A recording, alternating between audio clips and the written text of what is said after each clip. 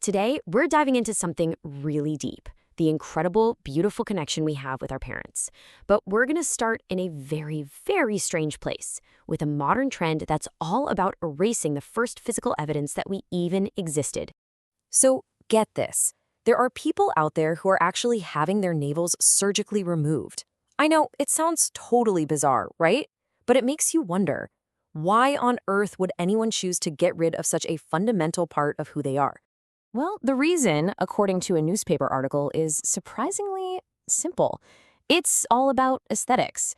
Some people feel they'll just look better in a swimsuit without a navel, so they just get it removed. Wow, it really makes you stop and think, doesn't it? I mean, we live in a world where we can change almost anything about ourselves for the sake of beauty. But when you erase a simple mark like a navel, what deeper story, what profound meaning are you erasing right along with it? And that's exactly what we're going to explore first, the silent story our own bodies tell.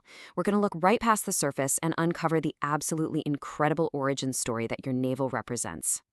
You see, here's the thing. The navel isn't just a scar or a weird shape on your stomach. Its real value isn't in how it looks, but in what it means. It's a powerful symbol of where your life, and my life, truly began.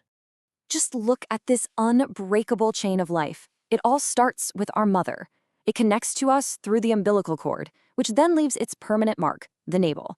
And that, in the end, leads to us. It is the undeniable physical proof of where we come from.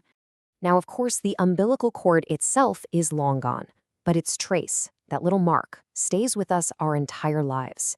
It's like this constant, silent reminder, always whispering, you didn't just appear out of nowhere. You came from your mother and your father.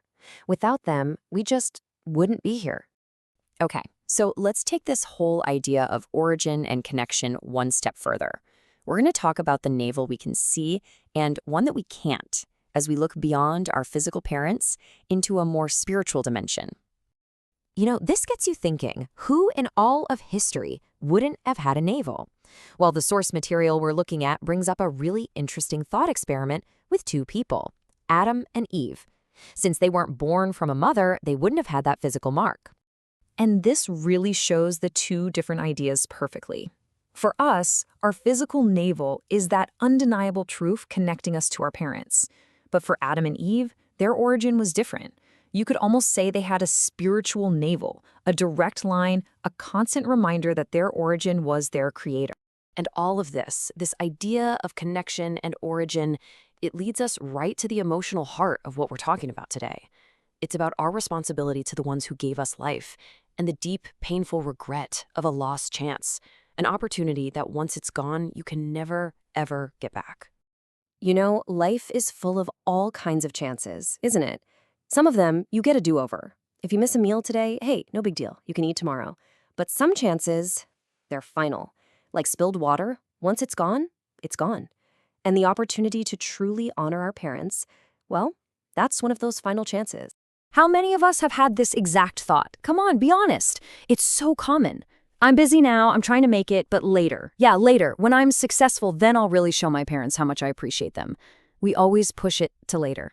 But here is the absolutely heartbreaking reality from the author of our source. He says, that wish of mine became a vain dream. And why? Because my parents did not wait for that time. Time isn't guaranteed for anyone. Our leader might never come. His story is just such a powerful gut punch of a warning. He explains that all the regret, all the tears after they're gone, it's useless. Because the opportunity, the actual chance to show them love and honor, it's lost forever. So if the risk of regret is that profound, what's the other side of the coin? Well, let's move into our final section, honor a life with a promise. We're going to see why this principle is seen as the very foundation for a good and even blessed life. Right across Scripture, the message is incredibly consistent and clear. Honoring your parents isn't just a nice idea, it's a core command. It's seen as being just as important as honoring God. It's the very first rule given about how we should relate to other people, and this is huge, it's directly tied to our own well-being. And this isn't just some abstract idea. The fifth commandment spells it out, attaching a very unique promise to this one command. Honor your parents, and you will live a long, good life. It's the only one with a promise like that attached. And the source material leaves us with this really powerful, challenging question. How can we possibly say we honor an invisible God if we can't even manage to honor the visible parents who are right here, right beside us? So what this all boils down to is that true honor isn't just about saying the right words. It's not about lip service. It starts in the heart, for sure, but it has to show up in our actions. Because where your heart truly is, your actions are going to follow. So we end right back where we started, but hopefully with a whole new perspective. We began with people literally erasing this mark from their bodies. But now, I just want to leave you with this one question to think about. Today, right now, what is your navel saying to you? What story of origin, connection, and opportunity is it telling?